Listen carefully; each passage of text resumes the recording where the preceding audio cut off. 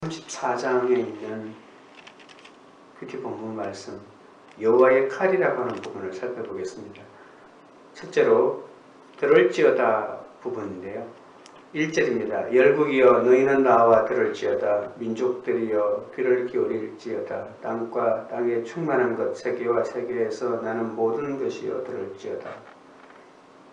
여호와의 심판을 겪은 후에 이스라엘과 열방들 사이에는 뚜렷한 차이가 발생합니다. 이스라엘은 하나님의 심판을 받은 후에도 끊임없이 재건되고 재할되고 복구되는 공동체인데 비해서 이스라엘을 침략하고 부당한 이익을 누렸던 열방들은 하나님의 심판을 받고 난 다음에 재건은커녕 아예 역사의 기억에서 도말되는 것으로 끝나고 만다는 것이죠. 한번 멸망당하고 나서 다시는 재건되지 않는 공동체로 역사의 기억에서 퇴출당하는 나라가 바로 이스라엘 옆에 있는 에돔입니다. 오늘 34장의 주제는 에돔에 대한 하나님의 심판입니다. 2절입니다. 대저 여호와께서 열방을 향하여 진노하시며 그들의 만군을 향하여 분대사 그들을 진멸하시며 사육당하게 하셨은즉. 이사야는 온 세상을 불러드립니다. 열국, 민족들, 땅에 충만한 것들, 세계와 세계에서 나는 모든 것들을 소환해서 이 하나님의 심판을 또 확정하는 장면입니다. 하나님의 진노는 이제 이스라엘과 유다가 아닌 이반 민족들을 더욱 예리하게 겨냥하고 있습니다. 특히 이스라엘과 유다를 침략하거나 노략질한 이방 민족들이 심판을 당해야만 한다는 것이죠. 이스라엘과 유다에 대한 하나님의 진노에 대해서는 이미 이사야 28장부터 33장까지 잘 나와 있습니다. 이미 자세하게 언급했기 때문에 그래서 이스라엘과 유다를 향한 심판이 끝나자마자 하나님은 이제 열방에 대한 심판으로 옮겨간다고 합니다. 따라서 이방 열국들이 하나님의 말씀을 더욱 자세히 들어야 할 청중들입니다. 어제까지 본문에서는 하나님께서 이스라엘 민족 자체를 심판하는 심판의 대상으로 삼았다면 오늘부터는 이제 이방 열국들을 심판하기 때문에 이방 열국들이 하나님의 말씀을 듣는 청중이 되어야 하는 것이죠. 만국들과 민족들은 왜 온 세계를 정복한 짐승 같은 아수르 제국이 역사에 출현했는지 또 어떻게 아수르에 대한 하나님의 심판이 진행되었는지를 제대로 알아야 합니다. 왜 온 땅과 만민들을 향하여 여호와께서 무자비할 정도의 심판을 퍼붓는가를 납득해야 할 의무가 있다는 것이죠. 하나님은 이스라엘 민족의 죄에 대해서 주위에 있는 아수르나 바벨론이나 애굽이나 이런 제국을 통해서 이스라엘 민족을 심판하지만 그리고 이스라엘 민족을 심판하고 난 다음에 그들의 하나님의 몽둥이로 사용했던 아수르나 바벨론이나 애굽에 대해서 하나님이 또한 준엄한 심판을 행하고 있다고 하는 것이죠. 이스라엘 백성들이 왜 하필 아수르를 통해서 우리를 심판하십니까? 우리를 심판하는 건 좋은데 왜 믿지 않는 자들을 통해서 우리를 심판하십니까? 이런 기도를 수없이 드렸는데 하나님은 그 기도를 응답하지는 않았지만 이스라엘이 심판당하고 난 다음에 그 몽둥이로 사용했던 그 나라들에 대해서도 이렇게 너무나도 혹독하게 심판하고 있다고 하는 것입니다. 3절에 그 사육당한 자는 던져진 바 되며 그 사체의 악취가 솟아오르고 그 피는 산들이 녹을 것이며 하나님께서 세계 만민들을 징벌하신 결과 숱한 사람들이 사육당하게 된다고 합니다. 사육당한 자는 정당하게 매장되지도 못한 채 온갖 산야에 버려질 것이고 그 사체들에서 나는 악취가 천지를 진동한다고 합니다. 사육당한 자들의 피가 산들을 녹일 정도가 될 것이라고 하니까 그 죽은 사람의 숫자가 얼마나 어마어마한지 생각할 수 있죠. 4절에 하늘의 만상이 사라지고 하늘들이 두루마리같이 말리되 그 만상의 제자남이 포도나무 잎의 마름 같고 무화과 나무 잎의 마름 같으리라. 하늘의 만상은 해와 달과 별들을 말하죠.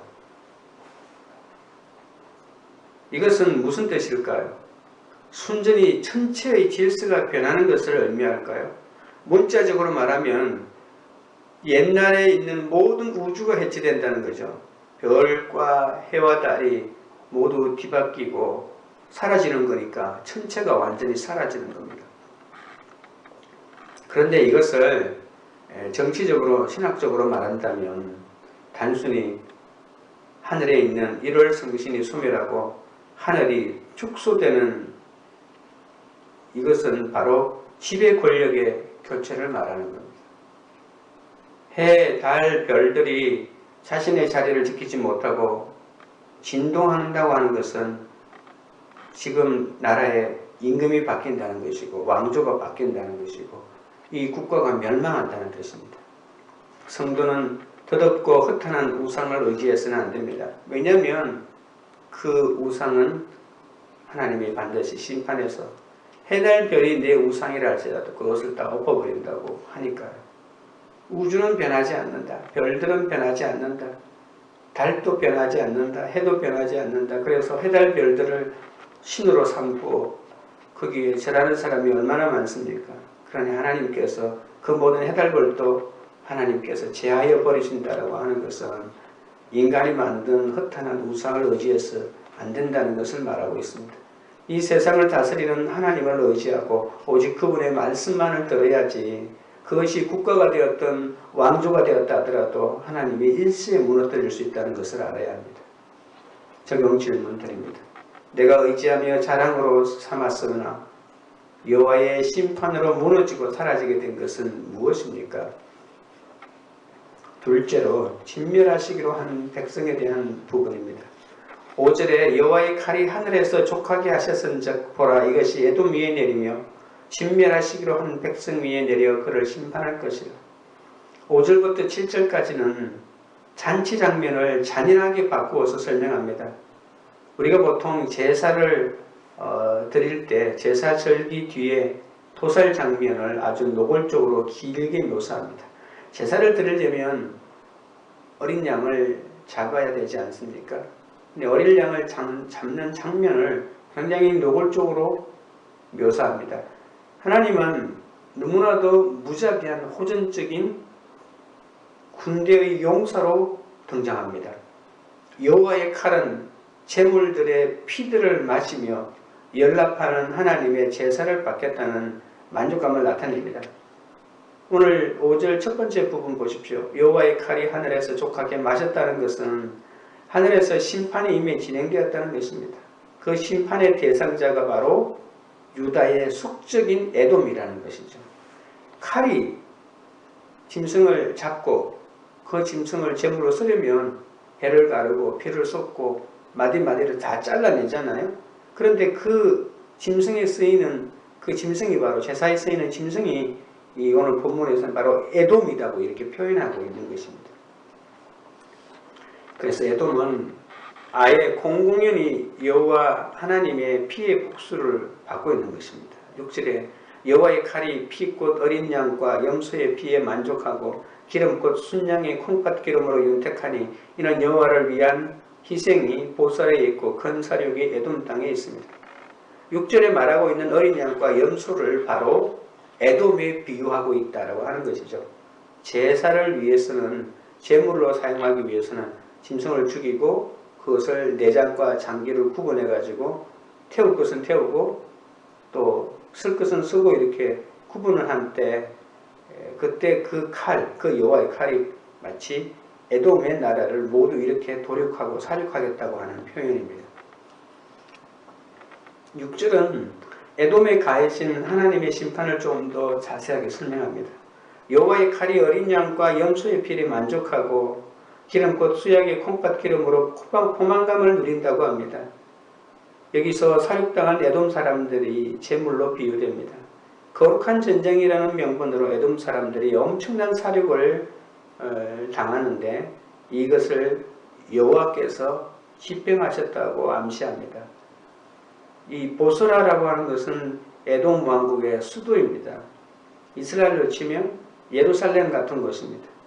이 보스라에서 희생 제물을 도살하고 에돔 땅에서 큰 사륙을 행한다고 하는 것을 다시 한번 강조하고 있습니다. 7절입니다. 들소와 송아지와 숫소가 함께 도살장에 내려가니 그들의 땅이 피에 취하며 흙이 기름으로 윤택하리라. 얼마나 많은 피가 흘렸으면 에돔 땅이 피에 취하며 흙이 기름으로 윤택해질 정도로 많은 피가 흘려졌다고 할까요? 언뜻 보면 하나님이 자기 감정을 주체하지 못하고 너무 많은 사륙과 피를 흘린다고 생각해 볼 수가 있겠죠. 하나님이 자기 감정을 조절 못해서 분노를 터뜨려서 너무 과도한 사람들을 죽인다고 생각할 수도 있겠지만 에돔에 대한 하나님의 심판은 감정적인 심판이 아니고 정의를 이루는 이성적인 행위라고 하는 것입니다. 그냥 감정적인 심판이 아닙니다. 주도 면밀한 하나님의 이성적 진노라고 하는 것이죠. 성경이 말하는 하나님의 진노는 감정적인 반응이 아닙니다. 아무도 하나님의 이 무서운 심판을 하나님 너무하십니다. 감정을 좀 누그러뜨려 주세요 라고 말할 수 없다는 것이죠. 그만큼 하나님은 참고 또 참고 또 참는 거죠. 요한계시록에 나와 있는 마지막 심판의 장면도 하나님은 그 무자비함이 조금도 감해지지 않습니다. 그렇다면 에돔은 왜 이토록 참혹한 하나님의 심판을 당하는 것일까요? 에돔은 지금으로 말하면 요르단 남쪽에 있는 겁니다. 요르단 쪽에 속해 있지만 옛날엔 요르단 쪽에 있는 나라가 세 등분으로 나누어져 있죠. 제일 밑에 있는 나라가 에돔, 그 다음에 모압, 그리고 그 위에 암몬, 이렇게 삼형제입니다. 지금으로 치면 요르단이지만 그 당시에는 맨 밑에부터 에돔, 모압, 암몬 이렇게 세 나라로 구분되어 있었는데 제일 마지막에 있는 나라가 에돔이고요.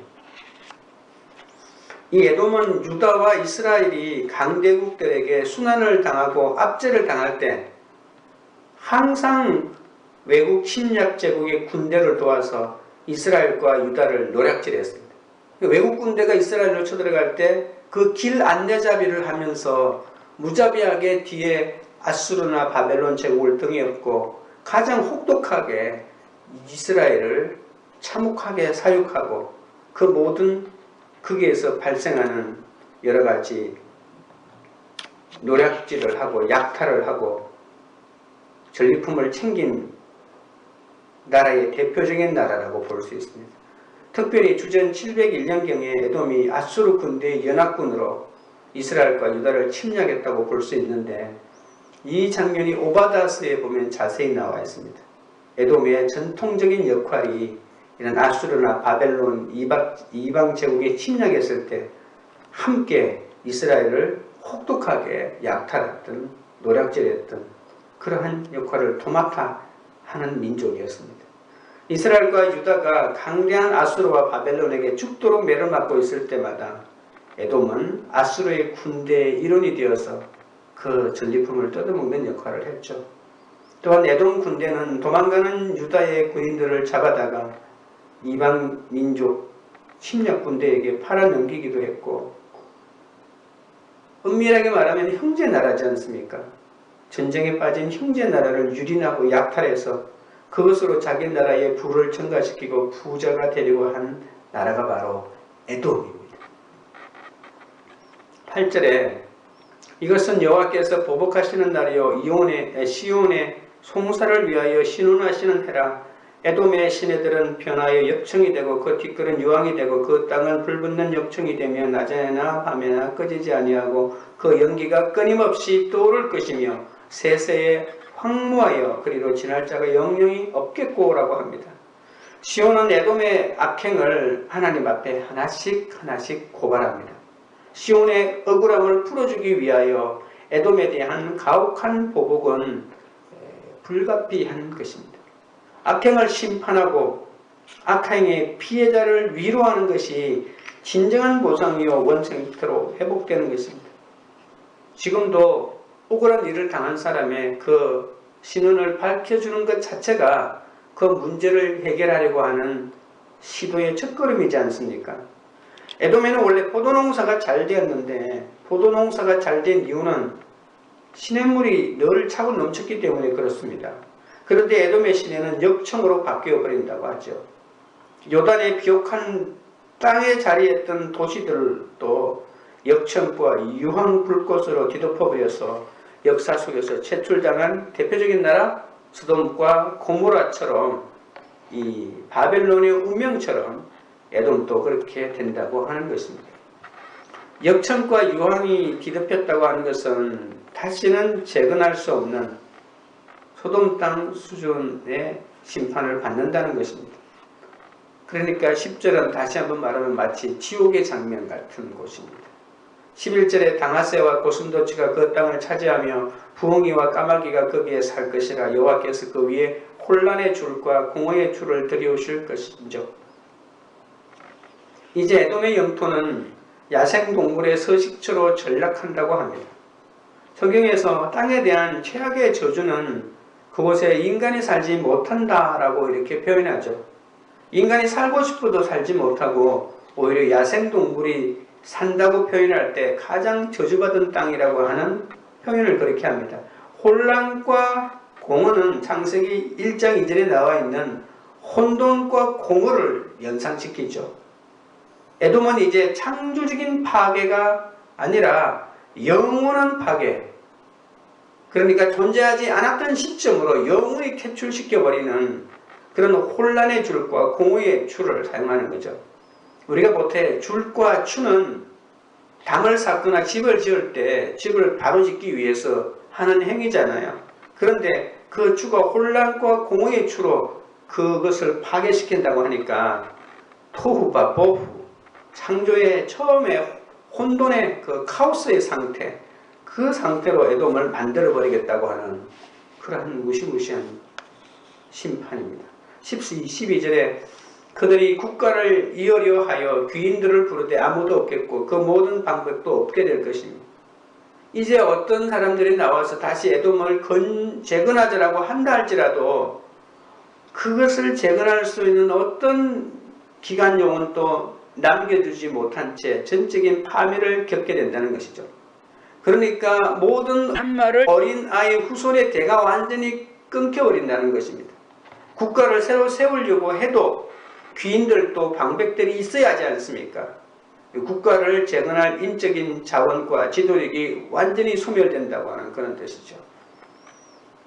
13절입니다. 그 큰 굴에는 가시나무가 나며 그 견고한 성에는 은근키와 새품이 자라서 성냥이와 굴과 타조의 처소가 될 것이니 들짐승의 이리와 만나며 순념소가 그 동류를 부리며 올빼미가 거기에 살면서 신은 처소로 삼으며 부엉이가 거기에 깃들이고 알을 낳아가서 그 그늘에 모으며 솔개들도 각각 제 짝과 함께 거기에 모이리라. 신랑과 타조는 도시가 있는 곳에서는 살지 못하는 순전한 야생동물들입니다. 아주 외딴 자연 속에서만 살 수 있는 동물들입니다. 문명이 종적을 온전히 감추어야만 서식할 수 있는 동물들입니다. 가시와 은근키도 저주받은 에덴 동산에 솟아난 것들이잖아요. 에돔은 야생 짐승들에게는 아주 기가 막힌 서식처가 되고 반대로 말하면 사람들이 전혀 살 수 없는 완전한 폐허가 된다는 그런 뜻입니다. 적용 질문입니다. 하나님이 혼란의 줄과 공허의 추를 들이오시는 줄도 모른 채 내 욕심대로 행하고 있는 일은 무엇입니까? 세 번째, 여호와의 책 부분입니다. 16절에 너희는 여호와의 책에서 찾아 읽어보라. 이것들 가운데서 빠진 것이 하나도 없고 죄짝이 없는 것이 없으리니 이는 여호와의 입이 이를 명령하셨고 그의 영이 이것들을 모으셨습니다. 온 짐승들이 아주 치밀하게 폐허의 틀을 차지합니다. 이 책은 무슨 책인지는 정확하게 알 수는 없습니다. 하나님이 책을 쓰셨대요. 근데 그 책에는 수많은 동식물의 이름이 다 식물도감, 동물도감처럼 기록되어 있대요. 하나님이 친히 동물을 분류한 그러한 책입니다. 아마도 창세기에 나오는 하나님이 종류대로 창조하셨다고 하지 않아요? 그래서 하나님이 종류대로 동식물을 창조할 때 참고한 책이 만약에 있다면 그런 뜻일 겁니다. 그리고 욥기 38장과 39장에도 약간 이런 책이 있다는 것을 암시하고 있는데, 하나님이 천지를 창조할 때 모두 창조할 때 하나님이 참고했던 그런 책이 있다면, 그런 온갖 종류의 짐승들이 다 이곳에 모여 산다라고 이렇게 말하는 것입니다. 일종의 약간 밀림이나 정글처럼 어떤 문명의 손길도 닿지 않고 사람도 살 수 없는 그런 태고의 혼돈과 혼란의 모습이 고스란히 남겨있는 그런 땅을 암시할 겁니다. 여기에 기록된 모든 야생동물이 빠짐없이 에돔의 궁궐과 성읍에와 거주하고 번성할 것이라고 하는 것은 완전한 첩첩산중이 된다는 것입니다.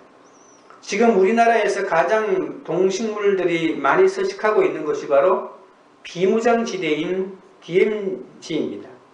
여기는 휴전선을 중심으로 해서 남쪽과 북쪽 각각 2km씩 병력을 배치하지 않고 그곳에는 누구도 살지 않는 땅으로 만들어 놓았는데, 그래서 남북이 대치하거나 한 70년을 아무도 살지 않는 땅으로 만들어 놓으니까 여기가 우리나라의 동식물의 보고가 되고, 세계적으로도 동식물이, 희귀한 동식물이 살고 있는 서식지가 되어서 여기를 보존하고자 하는 그러한 여러 가지 방안들이 논의되고 있는 것이 봤을 때, 사람이 70년만 살지 않아도 이 땅 온갖 동식물들이 다 살고 있는 곳이 되는 것이죠. 이와 같이 사람이 살지 않을수록 동식물이 많게 됩니다. 에돔은 동식물이 번성한다라고 하는 기가 막힌 보금자리가 된다고 하는 것은, 다른 말로 하면 사람이 살지 않는 완전한 폐허가 된다는 것을 다시 강조하고 있습니다. 17절 마지막 절입니다. 여호와께서 그것들을 위하여 제비를 뽑으시며 그의 손으로 줄을 띄어 그 땅을 그것들에게 나누어 주셨으니 그들이 영원히 차지하며 대대히 거기에 살리라. 여호와께서는 마치 이스라엘에게 기업의 땅을, 여호수아에게 이름했던 기업의 땅을 제비를 뽑아가지고 지파별로 그리고 가문별로 할당해 준 것 같이 에돔 땅을 하나님이 야생동물들에게 하나씩 다 할당해 주었다라고 하는 것이죠. 그러니까 야생동물에게 하나님이 할당해 주었다? 하나님이 야생동물에게 그것을 기업으로 주었다는 것이죠. 제비 뽑아 주었다고 하는 말은 어떤 다른 존재도 이 땅을 빼앗아갈 수가 없다라고 하는 거죠. 하나님이 보증해서 야생동물들에게 살아라고 그 땅을 제비 뽑아 주었으니까 절대로 빼앗길 수 없는 영원한 기업이 된다고 하는 것입니다. 그래서 어떤 사람도 이 에돔 땅을 재건할 수 없다고 하는 그런 심판이죠. 이렇게 해서 에돔은 집단 소멸을 경험하게 되고 한 민족의 가장 처참한 소멸이 지금 선포되고 있습니다.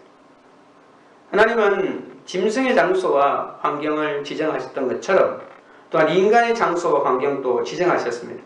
하나님은 당신의 뜻대로 땅을 나눌 수 있는 땅의 완전한 소유주이기 때문에 그렇습니다. 오늘 내 삶의 자리는 하나님이 나를 위해 제비 뽑아주신 곳입니다. 아니야, 난 여기에 있기가 싫다고 할 수도 있습니다.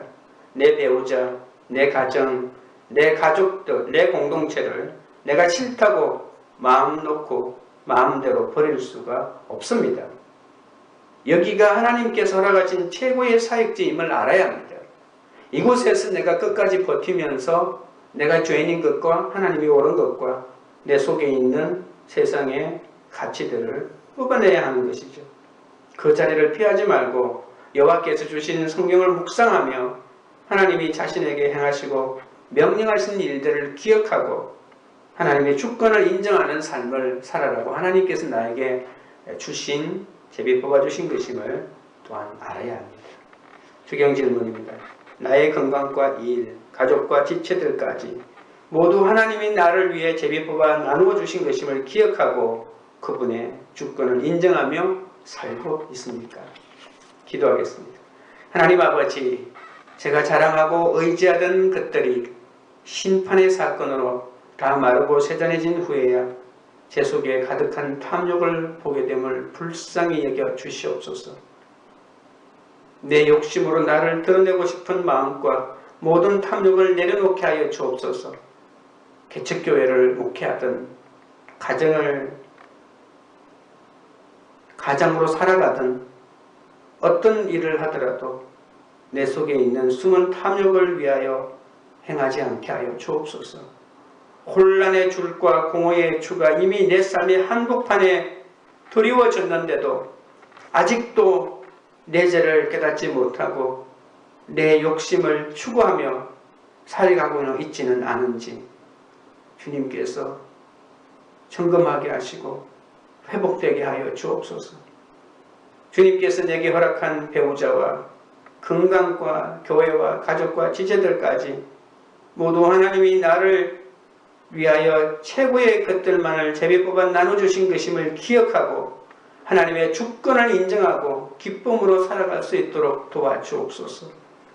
우리에게 허락하신 삶의 자리에서 주님의 말씀을 듣고 순종함으로 주의 주권을 인정하며 살아가게 하여 주시기를 원합니다. 코로나 바이러스로 상처투성이가 된 온 세상을 주님께서 불쌍히 여기시고 그들의 마음을 만져주시옵소서. 힘든 환경 속에서도 밤낮으로 환자들을 돌보는 의료진들과 방역팀과 봉사자들을 붙잡아 주시옵소서. 우리 속에 뜨거운 마음을 주셔서 학교와 일터에서도 주님과 동행하는 부활의 증인으로 살아가도록 인도하여 주옵소서. 관계 우리들 교회가 하나님의 말씀에 귀 기울여 구원의 길을 걸음으로 더덥고 헛하는 우상을 내어 쫓는 교회가 되게 하시고 가정이 되게 하여 주옵소서. 모든 말씀을 예수님의 이름으로 기도드리옵나이다. 아멘.